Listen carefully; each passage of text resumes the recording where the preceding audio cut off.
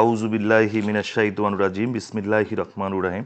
সুপ্রিয় দর্শক শ্রোতা, বিবাদ মিটিয়ে ফেলার জন্য আমরা যে আলোচনা করেছি, আজকে আমরা আলোচনা করব সঠিকভাবে সাক্ষ্যদান। অর্থাৎ আপনারা কারো প্রতি যদি, যেটাকে আমরা সাক্ষী বলি, যে কোনো ঘটনা সম্পর্কে বা কোনো বিষয় জানা সম্পর্কে যদি আপনাকে ডাকা হয়, তাহলে আপনাকে সেই কথাটি বলা বা সত্যি কথাটি জানানো।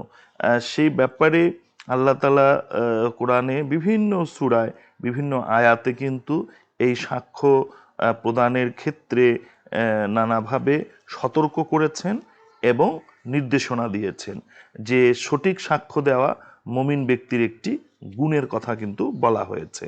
তারপরে বলা হয়েছে মুমিন ব্যক্তি কখনোই মিথ্যা সাক্ষ্য দেবে না।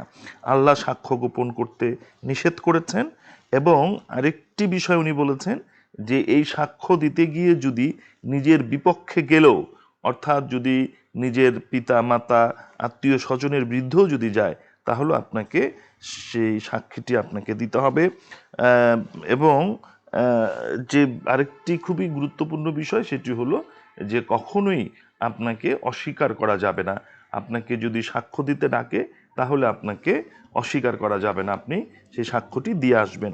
তো সেই ব্যাপারে যদি আমরা দেখি, তাহলে সূরা সূরা মাআরিজের ৩৩ নম্বর আয়াতে আল্লাহ বলছেন, আর যারা তাদের সাক্ষ্য দান করে তাদের অটল থাকতে হবে। সূরা ফুরকানের ৭২ নম্বর আয়াতে আমরা দেখছি যারা মিথ্যা সাক্ষ্য দেয় না।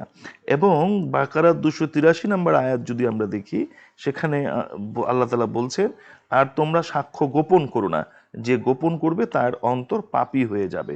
যেটি আমরা বললাম যে আপনি এই সাক্ষ্যকে কোনোভাবেই আপনি গোপন করতে পারবেন না, সেটি যদি নিজের বিপক্ষেও যায়। আর সেই ক্ষেত্রে আল্লাহ তাআলা আবার সূরা নিসার ১৩৫ নম্বর আয়াতে বলছেন, হে মুমিনগণ, তোমরা আল্লাহর সাক্ষী স্বরূপ ইনসাফের উপর দৃঢ়ভাবে প্রতিষ্ঠিত থাকো, যদিও তা তোমাদের নিজেদের অথবা পিতামাতা এবং আত্মীয় স্বজনদের বিরুদ্ধে হয়। এটি একটি খুবই গুরুত্বপূর্ণ বিষয় এবং ব্যক্তি স্বার্থের বিষয়। তাই কোনো ব্যক্তি স্বার্থ বা আল্লাহ ছাড়া অন্য কারো সন্তুষ্টি অর্জন তোমাদের লক্ষ্য হবে না।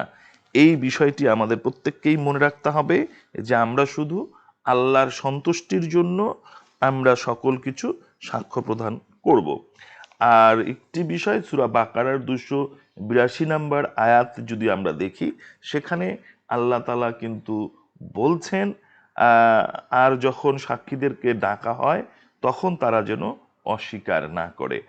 আমাদের অনেকের ভিতরেই এই বিষয়টি আছে যে সমাজের অনেক হয়তোবা প্রভাবশালী ব্যক্তি অথবা সন্ত্রাসী অথবা সমাজের তারা নিয়ন্ত্রণ করে, এইরকম মানুষের কোনো অপকর্ম অথবা এরকম মানুষ দ্বারা কোনো ক্ষতি সাধিত হয়েছে, সেটি দেখার পরেও তারা এটি সাক্ষী দিতে যায় না। কারণটি হচ্ছে যে সে মনে করে যে সে যদি সাক্ষ্য প্রদান করে তাহলে এই ব্যক্তি কর্তৃক সে নিগৃহীত হতে পারে, সে নানা ধরনের নির্যাতনের শিকার হতে পারে।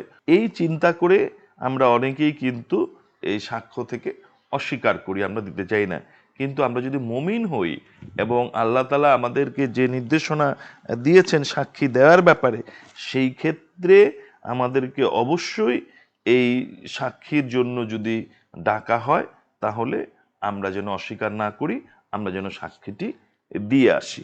আরেকটি বিষয় আমাদেরকে একটু মনে রাখতে হবে যে কোনো ব্যাপারে ন্যায়পরায়ণতা বা আমরা কোনো কাজের ক্ষেত্রে যদি দেখি, সেই ক্ষেত্রে কিন্তু আল্লাহ তাআলা বলছেন যে সাক্ষী রাখতে বলেছেন, যে কোনো কিছু যদি তোমরা করো তাহলে সেই ক্ষেত্রে দুজন সাক্ষীকে রেখো।